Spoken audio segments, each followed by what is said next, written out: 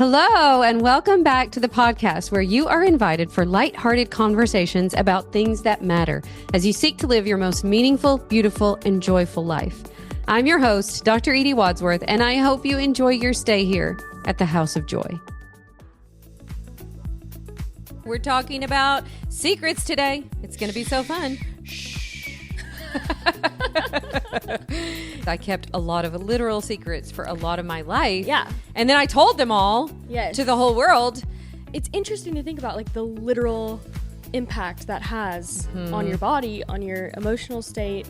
And it's not something I've ever really thought about. I was all of these parts of myself that I was hiding from you for so long, from a lot of other people for so long. So many people. Literally so many people. It breeds connection. And it made me think of in high school when you had my location because as any probably good parent would do for a high schooler. And I remember feeling so like, what am I going to do if I share this and then I regret it? Man, it is so powerful to do it. And it's often things, again, that we're ashamed of, that we're hiding from, that we're embarrassed about, that we think people would reject us for. Yeah. You know, fear. Hey, everybody. Welcome back to House of Joy. Welcome back. We're so glad you're here. We're talking about secrets today. It's going to be so fun. Shh. It's going to be great. We have a great episode for you. Basically, this is going to be a fun one. Yes. Secrets, vulnerability, confidence, how they're all intertwined. This is going to be a really fun one. We are so excited to dive in. Yeah. I was listening to this podcast when I was trying to plan our episodes out. Like I try to just get a rough idea before we come to Morristown. And usually then mom like actually figures out what I take her ideas and run with them. She runs with them. Thank goodness. Cause like, honestly, these episodes run with her. But, I was listening to a podcast with Mel Robbins and I should definitely find the other guy's name because I can't remember his name either. And I didn't listen to it, but I went and looked it up and it was fascinating. I didn't even listen to the whole thing, but the title was really fascinating to me. And it was just basically talking about secrets and like literal secrets, what they do to your emotional state and how it affects your body internally and just how you react in the world and act in the world. And it was funny because when you were saying this, I'm like, oh my gosh, this is the perfect thing for me to talk about because I kept a lot of literal secrets for a lot of my life. Yeah. And then I told them all to the whole world.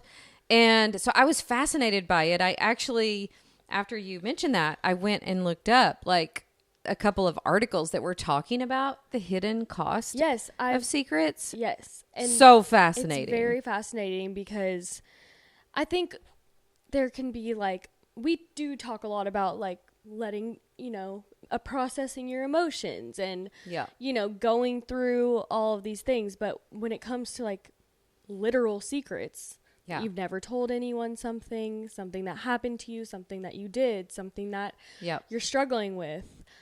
It's interesting to think about like the literal impact that has on your body, on your emotional state. And it's not something I've ever really thought about. I think in other ways we think about that sort of, but not in terms of like literal secrets. Yeah. So it was interesting for me to dive into it too, because I didn't know that there was any research on that. Yeah. And there were a couple of articles that I read talking about how it affects your body, how it, affects your cortisol level, how it can dysregulate your nervous system, just the effects it has on your physical body or can have on your physical body, I guess, depending on what the secret is. Yeah. But so fascinating. And I think that obviously we live in a world where, I think it can be hard to be your full self. It can be hard to share the truth of your life. Like you said, either what you've done or something that's happened to you or whatever. And I think we're, more and more, it's like people, I think, are often living out of fear or trying to protect themselves instead of, we are so wired to need connection. Yeah. And that connection often comes when we share things that feel hard to share. Yeah, I think it's just super easy in our world to feel like you should put out this version of yourself that's like acceptable and likable. And even if you're not even doing that, even if you're not a people pleaser, I think it's very easy still to have a lot of parts of you that are hidden. Yes. And the thing of it is, we often do that because we have shame around it. Yes. And shame makes us hide. And hiding and living in that kind of hiding shame cycle makes it really difficult to live in true connection and intimacy. It's kind of a block. Yeah. It's like, in a way, you almost won't even let yourself see it because, you know, you have this shame. You don't want to be connected to yourself in those difficult emotions or, you know, whatever comes up. You know what this literally just made me think of? I didn't even think about this till right now. So this is so interesting because when you first ever interviewed me, it was like right after I had come out of this really heavy stage of life. Yes. Mostly, I interviewed you in my coaching program. Yeah. And I think a big reason that I felt such a release after that was because it legit was my secrets. Like, was all of these parts of myself that I was hiding from you for so long, from a lot of other people for so long. I felt like there were so many things I did, whatever. And so that's interesting that I really do feel like because of those secrets that I told, I was able to move on. And remember how after you came in my program and shared all of that so bravely with all of these women, and then you came to Love is Magic after that. And so many people. Literally so many people. It breeds connection. Oh my gosh. I mean, and way double my age. Yep. And a lot of them were talking about their daughters, but even some people would come up to me and be like, you helped me like tell, like even be vulnerable with someone else, like at their age.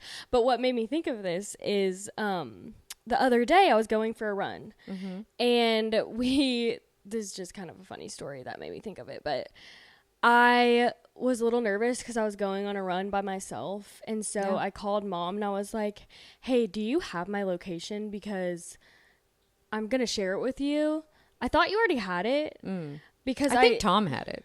Someone has it. Someone has it. But I was like really wanting her to make sure, just like check in on just there. like, I'm running by myself. It's 7 miles. Just so you know. Take my location just in case. And it made me think of in high school when you had my location because as any probably good parent would do for a high schooler. And I remember feeling so like, because I was doing things, I had a lot of secrets back then, you know.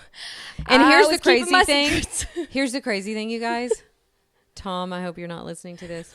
I'm such a trusting. Oh, I know you didn't know. I never looked. I knew you didn't know how to check it. I knew you didn't. I mean, I wouldn't even think to check it though. Yeah, but you don't even know how to get on there, really. Well, now I do. Now you do.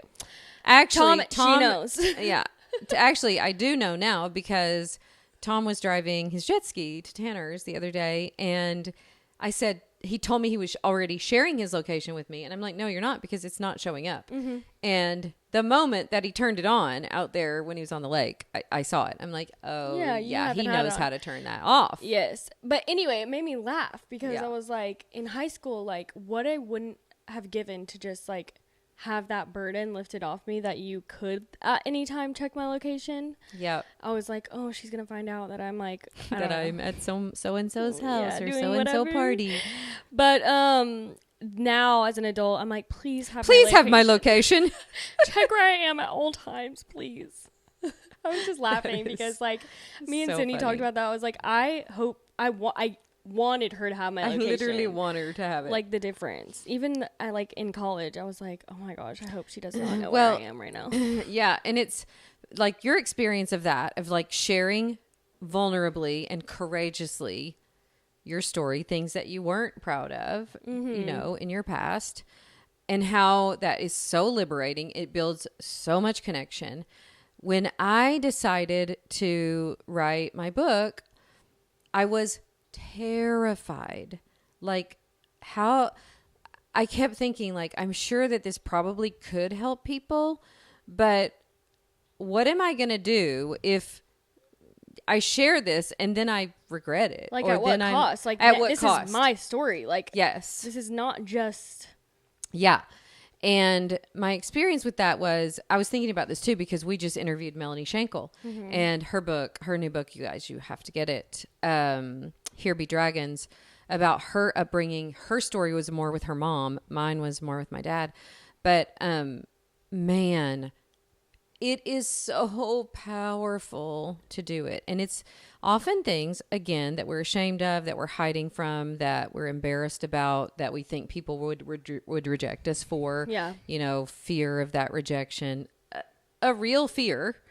And most of the time what ends up happening is that it builds a bridge from you to someone else who maybe has had a similar experience or whatever. And it builds connection. And what I have noticed since my book came out years ago, but what I've noticed is that as soon as I meet people, there's no walls. There's no, they know that it's like instant connection, instant rapport, instant trust, instant love. Mm-hmm. And that is what is available to us, I feel like, on the other side of being courageous enough to share who we really are, to share what we're really struggling with, to really let down those walls and be willing to be known. Yeah, I remember the feeling after, because before that I had sat you and Dad down and just literally told you everything. Yeah. Mostly for myself, to be honest. But I remember before that, I'm like, they're probably always they're gonna think back to all these times and just like think so differently of me. Like, you have that fear. Yes. But then after, I didn't even care what y'all, like, I knew you didn't care, but even after, I felt so relieved and so free of it that I didn't even care what you thought at that point, because I was like, no, that's actually not who I am. And I felt like I could live so much more light after saying it anyway, that it was like... And we should know that this is the way it works, because, you know, God institutes this thing called confession for a reason. He knows that He knows this is going to weigh us down. This is going to be an emotional burden that we do not need to be carrying. And so you confess it, like, and you say it out loud. And I think that is part of it. Like, you actually can't control how people will, like with your book, for instance. Like, you actually didn't know that you wouldn't face rejection and have. Mostly from some family members, you know? Yeah. So it's not that that's maybe not going to happen. I could have told you guys in a different world and you'd be disappointed or mad or, you know, that can happen. Yeah. But I think the feeling is worth it anyway. What it does for you is worth it anyway. Yes. So despite the fact that you might get rejection, I think it the feeling it gives you is way better. So true. And, you know, I don't know if you have read many of them, but I know with my women, Brene Brown's, you know, books and teachings are pretty well known, and she talks a lot about vulnerability and a lot about shame, and you know, like, some of the concepts that she teaches are just, it's the same thing but just so freeing. And she goes into like what the research, you know, shows, and it's just such a powerful thing to do when you can be courageous enough to really be vulnerable with the people in your life. And that doesn't mean like that you have to go, you certainly don't have to write a book and put it on Amazon for everybody to read, or you don't have to. You certainly don't have to tell do everyone, it publicly. Yeah. Yeah, but I think there's ways, and even like what I found is even what started my whole journey of that big like release of all this stuff I'd been keeping in was the first place that I did that was with God myself. Like that was that first step. And even if it's just that, like, I think even that, like realness of like really talking to God about like all of your shame, that was what sparked me even feeling like I could tell anyone else or speak about it or whatever. So it doesn't have to be to a physical person either. I think like sometimes we hide from ourselves. Like for so long, I wouldn't even admit that what I was doing was wrong or that I felt ashamed about it. Because I just turned my head towards it. Or away from it. And, Yeah, and we think that that's protective or, yeah, we think, I mean, especially too with your parents, you know, your parents have this way of knowing. We were just talking about this earlier. We were like, tell your secrets or your mom will tell them, because my mom, we call her Granny. She comes over here. It seems like she always just drops in when it's podcast day and you girls are here. She does. And she spills all the tea. Yeah. I think we've talked about this on the podcast, but when I was 16, she took me to lunch. Before mom could even tell me the truth about all of your past, she told me when I was 16. So, all the stuff. Yeah. I'm like, Granny, wow. Okay. There we go. You're going to be her age and you're totally going to be like spilling my tea to my kids. You're going to be like, come on. Come on. Come with Granny. Come with Grammy. Almost Granny. Come with Grammy. She'll tell you all the stories. Yeah. The other thing that I think too is that I don't think people realize is that, and I don't think you realize it until you, like, you probably had that experience until you get it off your chest. You do not realize the energy. You don't realize how much of your life force is tied up with trying to make sure nobody finds you out. Oh yeah. Like, right? Give them this version of me. Yep. This is who I am. I'm good. I am, they can't find this out. Yep. And one of my favorite episodes we've ever done is the Living Light and Free one. Yep. And I do think it really resonated with so many people because... We'll link to that one, by the way. The Living Light and Free. It was a good one. It's a good one. And I think this is a really key part, too, of just feeling like the backpack is taken off. Because, like, those things that you're so ashamed about or, like, it is causing you... It is giving you actual weight. Like, it is causing you to feel like... Yeah, and if you... I mean, life is already hard enough, with today's problems. Mm-hmm. We should not be carrying around yesterday's problems and 10 years ago's problems or 20 years ago's problems. So, in whatever way you can lighten the load, you can confess, you can be courageous and vulnerable with the things that you feel like, and we all know what that is. Like, I bet, tell me if I'm wrong, dear listener, but I bet as soon as you saw the title to this, maybe something came to mind. Right? When we were at the coffee shop, it was so interesting because there were like 3 or 4 things that I was like, oh yeah. Yeah. Yeah. I got that thing. Yeah, there's totally things. Yeah. And really when you start examining it, because then it made me think like, okay, what am I holding on to that I don't even realize like every day? Yeah. And sometimes they're really not even that big of things. Like it doesn't have to be a catastrophic secret that could ruin people's lives or ruin, some things feel like that. Yeah. But also it could be like the smallest thing that you didn't even realize you were carrying shame around. Yes. And immediately, like, some of the things that popped up, I'm like, oh, yeah, like, that doesn't even matter. Yep. Really. Yep. Like, but yeah, it is interesting. I'm sure most people could immediately think of something. Yeah. And I think, too, the other thing that I don't think we realize is that when we are carrying that kind of weight, that kind of shame, what it's preventing us from doing or becoming, like how it kind of sabotages. We let it kind of sabotage us. I remember for the longest time, when after Dad and I both went through divorce, and then after we got together, I just remember for a long time feeling this sort of call into leadership or like call to, do what I do now. Yeah. And thinking, well, I could never How could I be worthy to do that because I've been divorced and I've done these things. And and I let that probably for 10 solid years hold me back until I was willing to just own it, repent, confess, talk about it, get it out. Mm-hmm. It's so healing and so therapeutic. And I think a lot of times we think to ourselves, this is going to kill me. Like there's no way that I could ever, say it or say that feel or better be courageous enough to own that about myself or about my past or whatever.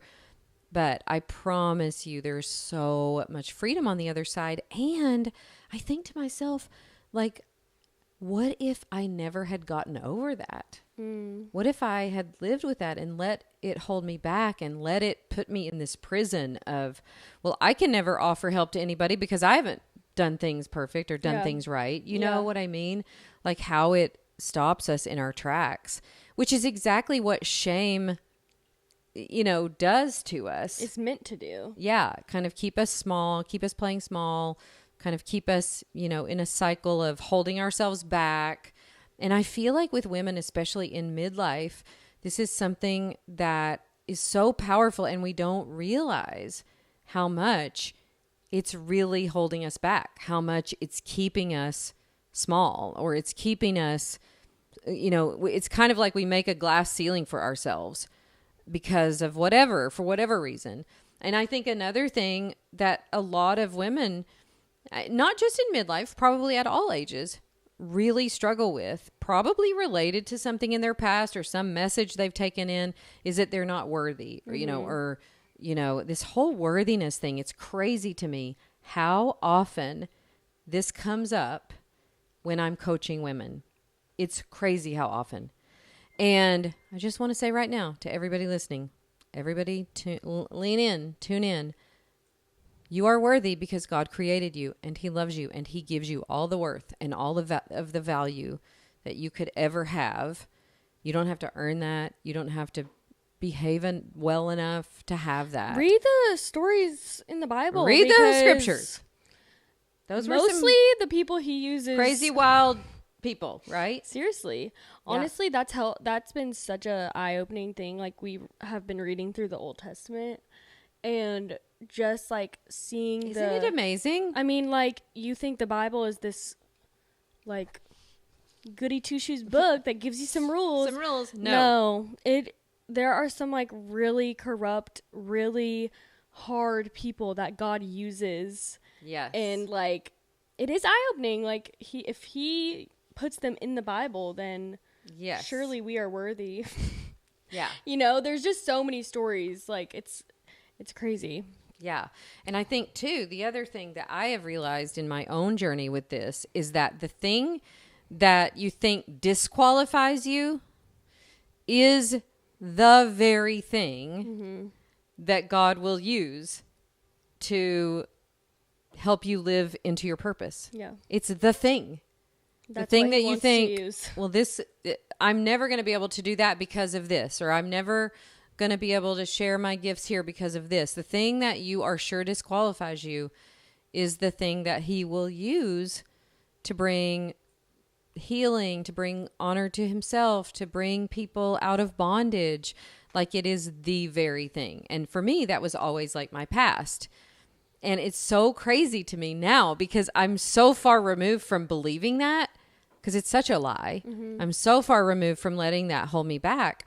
But I see it in women all the time who are playing small, who are not stepping up to the next version of themselves, who are not living fully into their giftings, into their identity because of something like this, some kind of secret or something in their past or something that they, you know, some kind of lie they believe about themselves. And I think, oh my gosh, I'm so thankful that I didn't continue believing that and that I was willing to, in some ways, kind of go first, be vulnerable myself, confess, have the courage to say the thing that I've been afraid to say. And then from there, it's like, you know, really stepping into so much of my purpose from that. Oh, yeah. And I'm sure you have a whole like point to connect this, but it really is so crazy how we think that sharing these parts of ourselves that we feel like ashamed about or we feel no one could connect to. Yeah. Like the second you let it out, it does create so much confidence in yourself.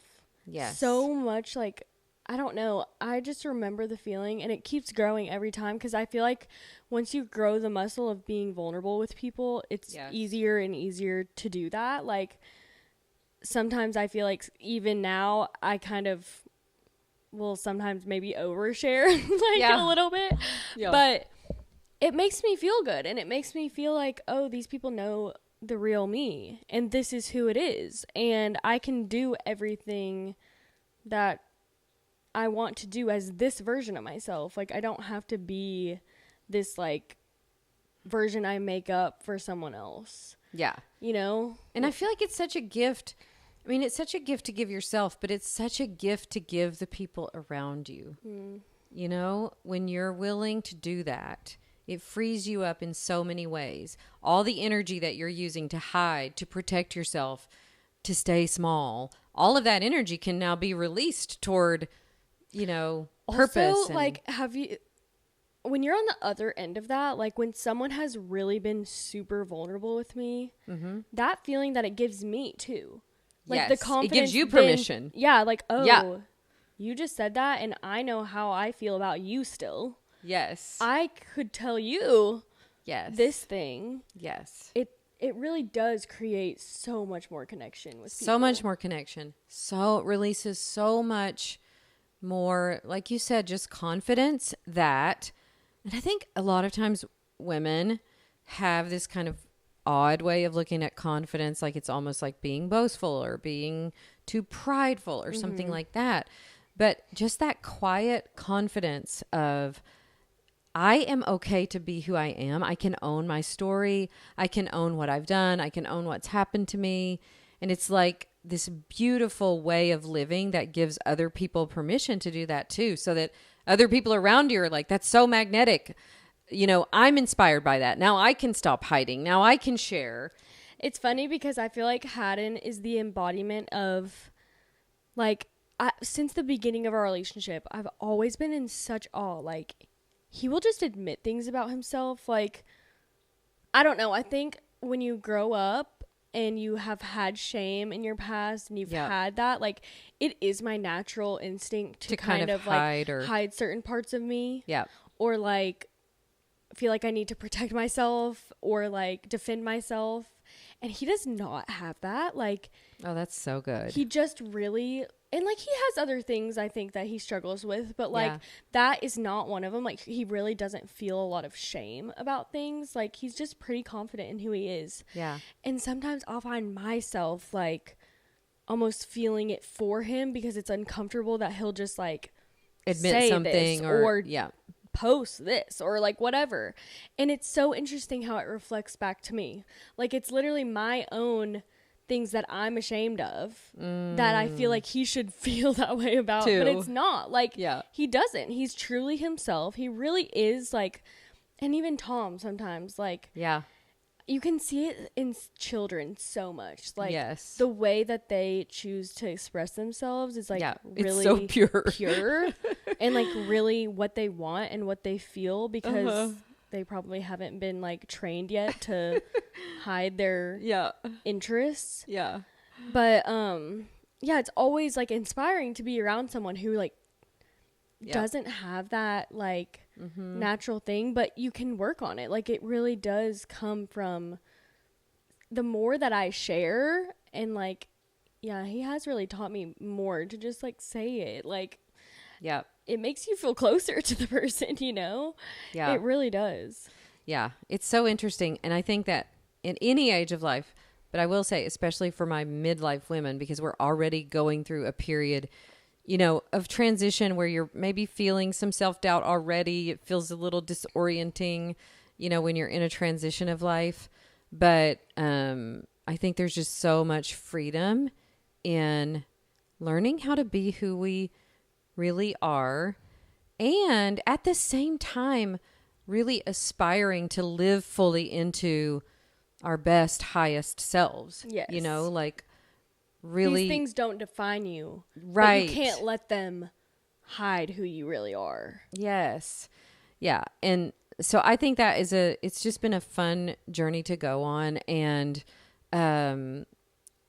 one of the things that I notice in a lot of the women that I coach is just so much self-doubt and so much playing small and a lot of self-sabotage. And I think this is at the root of some of it. Like, if we could really just, you know, for lack of a better term, tell our secrets.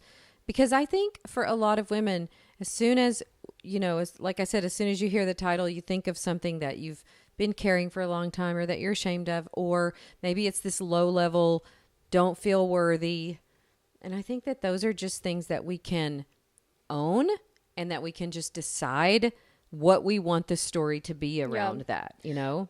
Having Carrie as a coach has really helped me, or just a coach in general, which I know it's not feasible for everyone, but like if you do, I think having someone or a person, like I know I could say anything in front of her, like the most disgusting thing, or just like I feel really ashamed about it, but I know I can say it in front of her because she just doesn't even flinch. Like sometimes you almost prepare to say something and like you're like, this one's gonna get her, like she's gonna think this is crazy. And just every time she just like almost having someone where you could literally say anything. It's so helpful. Like because if you think about the way, you know, God is with our sin, he loves us and he already knows our sin. All of it. Like he forgives us.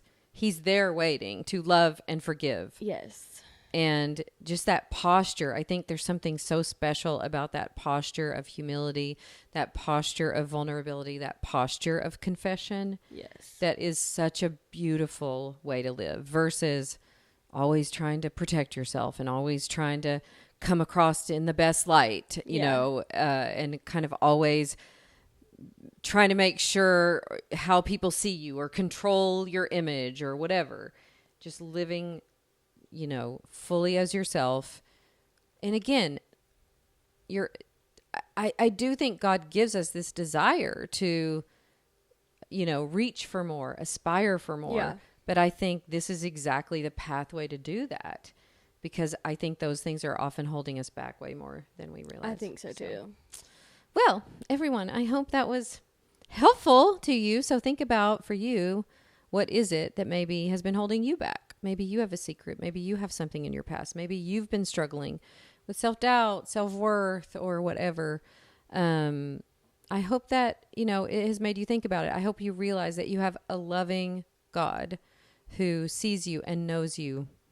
And that willingness to be seen and known by other people will build so much. Yeah, connection. I think like a great way to start too, because I think if you don't feel like you can talk to a physical person, like I think it really can be hard when you first are kind of like opening up these things. One thing Carrie actually taught me is like just like almost a dump on a page of like dumping all of your worst thoughts about a situation, about what it is, about yourself, about the secret, like saying it, writing it. There is, even from that, like there can be a release, and that maybe gets you to, you know, go further and further. And we always say too, like, you know, reinventing yourself or thinking about something like that is basically allowing parts of yourself to die. It is dying to self, like dying to parts of yourself that that you want to be rewritten, that you know, to parts of your story that you want to rewrite, that you want to be redeemed. And so, there's a lot of negative emotion with that, because death isn't pleasant. It's hard. You know? And am I willing to expose parts of myself so that I can become everything that God has for me? So fun discussion. I love it. Thank you. It was so fun. That was great. All right, everyone. We have a few favorite things to share before we what did jump I off even today. Say my first well, one was? I want to say my first one because Tommy Boy has introduced me to a new artist, new to me. If you say who I think you're going to say. Should I say it? Yeah. Bailey Zimmerman. I knew it was going to be that. I knew it was. I love his voice so much. I can't hate on the internet like this. I love his voice. Okay. You won't say? I don't like him, but you know what? I mean, I don't know anything about him personally. Me either. Okay. But you just don't like his voice? This is purely voice. You don't like his voice. You need to see him live. I love his voice on his albums. Now, I will say his songs are catchy. Yeah. Between a rock and a hard place. I knew you were going to say it because Tom has been talking about Bailey Zimmerman. He made me listen to it. I was like, I don't know. And then... You know what? Don't be ashamed. Don't be ashamed. I'm not ashamed. Tell your secrets, girl. But that...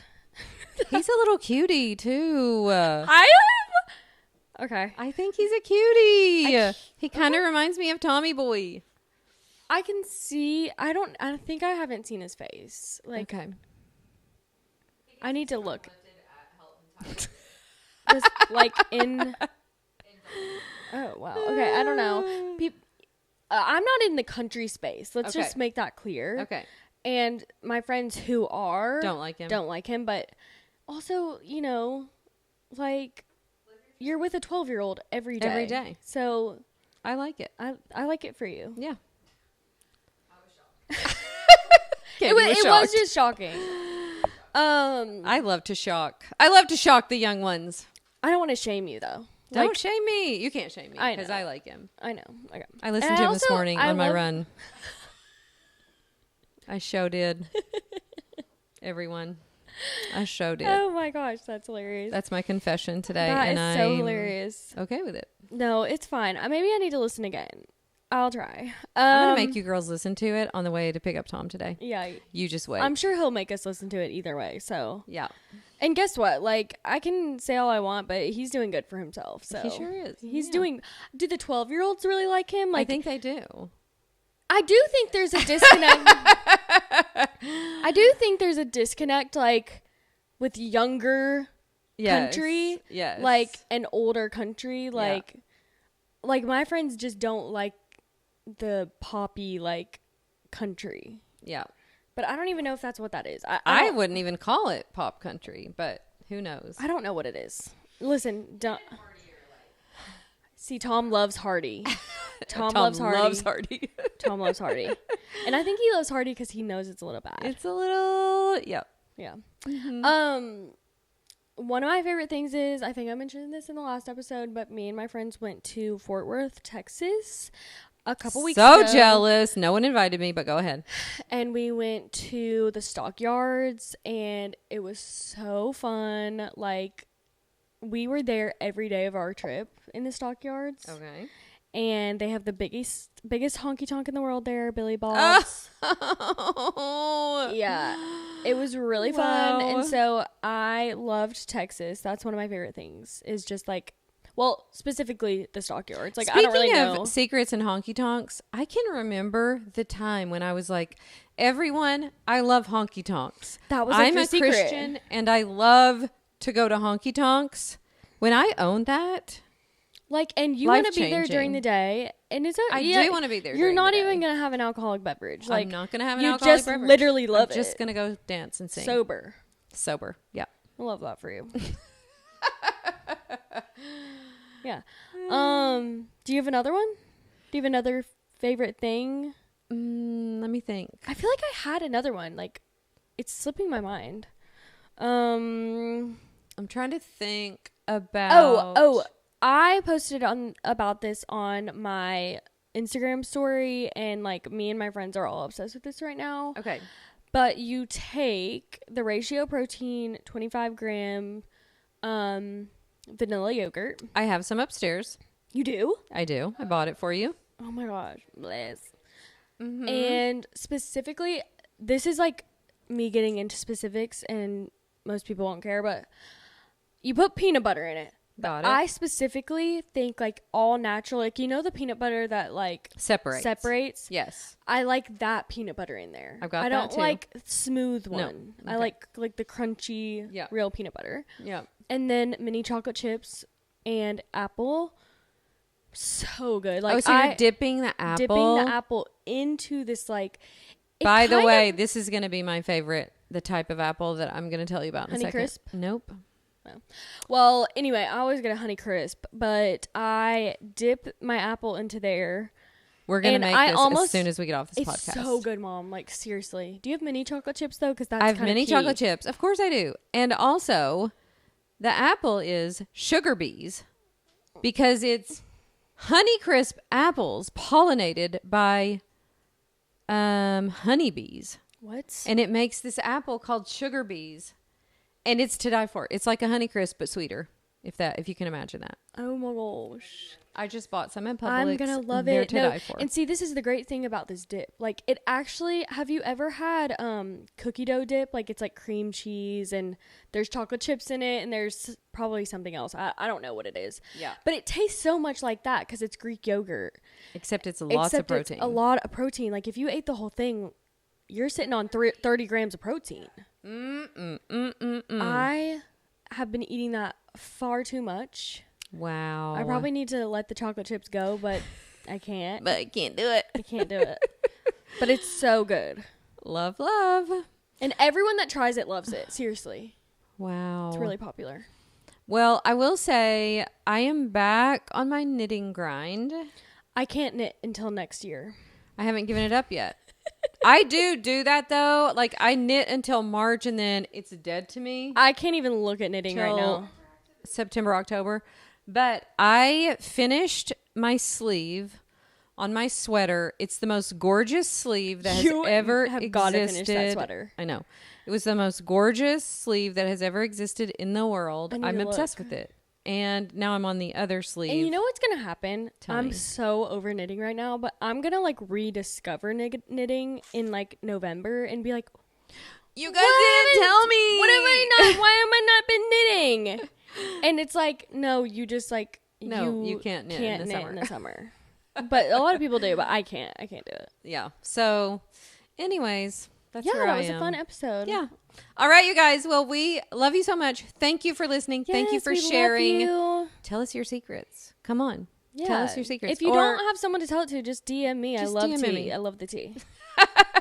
All right. Love you so much. See you next time. Love you guys. Bye for now.